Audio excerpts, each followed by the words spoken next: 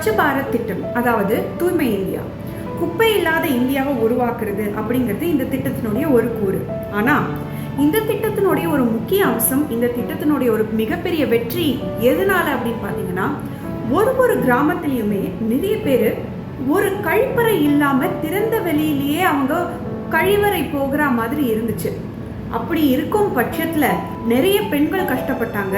மாதவிடாய் பெண்கள் பற்றியெல்லாம் யோசிச்சு பாருங்க, அவங்களுக்கு எவ்வளோ ஒரு கஷ்டம் இருந்திருக்கும் திறந்த வெளியில் எல்லாமே பயன்படுத்தணும் அப்படின்னா. அதற்கு ஒரு பதில் சொல்ற மாதிரி வந்த திட்டம் தான் இந்த ஸ்வச் பாரத் திட்டம். இந்த திட்டத்தின் கீழே பார்த்தீங்கன்னா கழிவறை கட்டுதல் அது ஒரு முக்கியமான ஒரு திட்டக்கூறா உருவெடுத்து இன்னைக்கு எல்லா கிராமங்கள்லையுமே கழிவறை இருக்கும் அளவுக்கு இந்த திட்டம் வெற்றி பெற்றிருக்கு. இந்த திட்டத்தை பற்றி நான் சொல்லணுமோ இல்லை இந்த திட்டத்துக்கு ஒரு விளக்கம் தேவை அப்படிங்கிறதே கிடையாது.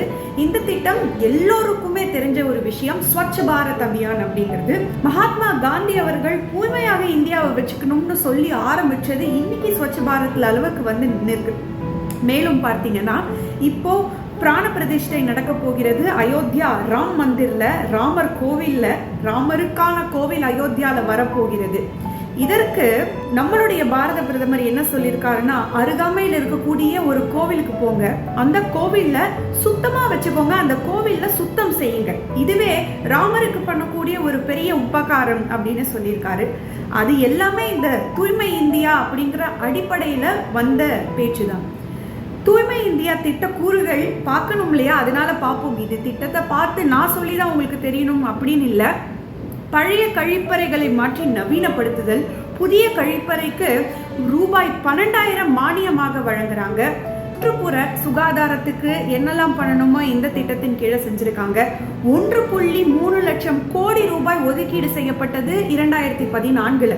இப்போ மறுபடியும் 2021 பார்த்தீங்கன்னா ஒரு 1.4 லட்சம் கோடி ரூபாய் இந்த திட்டத்துக்காக ஒதுக்கப்பட்டிருக்கிறது. தூய்மை இந்தியா திட்டத்தின் கீழே 1.96 lakh crore மதிப்பிலான 11 கோடி கழிப்பறைகளை நம்மளுடைய மத்திய அரசாங்கம் கட்டி கொடுத்திருக்காங்க இந்த ஸ்வச்ச பாரத் அபியான் மூலமாக. இது 2021 டேட்டா. அதுக்கப்புறமாவே இன்னும் நிறைய செஞ்சுட்டு வந்துட்டு தான் இருக்காங்க. இது கிராம பஞ்சாயத்துக்கள் இந்த திட்டத்தை எடுத்து நடத்திட்டு வந்துட்டு இருக்காங்க.